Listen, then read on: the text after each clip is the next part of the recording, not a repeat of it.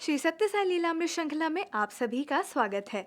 भगवान जब भी अवतार लेते हैं तब वे अपने आसपास के लोगों को समय समय पर अपनी दिव्यता की झलक दिखाते रहते हैं। बाल सत्यम ने भी ऐसा ही किया। जब सत्यम उर्वकोंडा में अपने बड़े भाई के साथ अपनी शिक्षा के लिए रहते थे, तब एक शिवरात्रि के उत्सव के बाद जब वो घर सोने के लिए आए, तब उनके घर वालों ने अंदर के कक्ष से एक तेज आवाज सुनी। लोगों ने अनुमान लगाया कि शायद उन्हें किसी बिच्छू ने काटा होगा। इस घटना के बाद से सत्यम के व्यवहार में परिवर्तन आने लगे।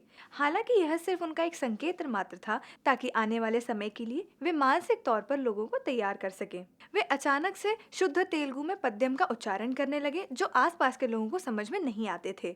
इसी बीच एक रोचक घटना घटती है।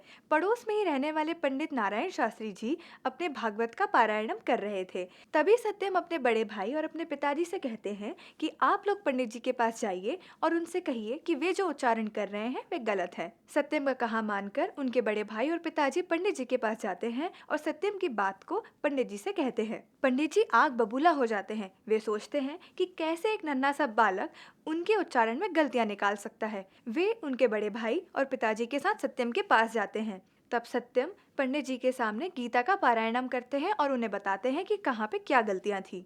यह सुनते ही पंडित जी नतमस्तक हो जाते हैं और वे सत्यम को साष्टांग दंडवत प्रणाम करते हैं। यह देखकर विशेष रूप से सत्यम के बड़े भाई दंग रह जाते हैं कि कैसे उनके छोटे भाई के सामने एक प्रकांड विद्वान पंडित साष्टांग नमस्कार कर रहे हैं। और इस तरह सत्यम अपने दिव्यता की छोटी छोटी झलकियां दे रहे थे और लोगों को आने वाले समय के लिए तैयार कर रहे थे। सत्य साई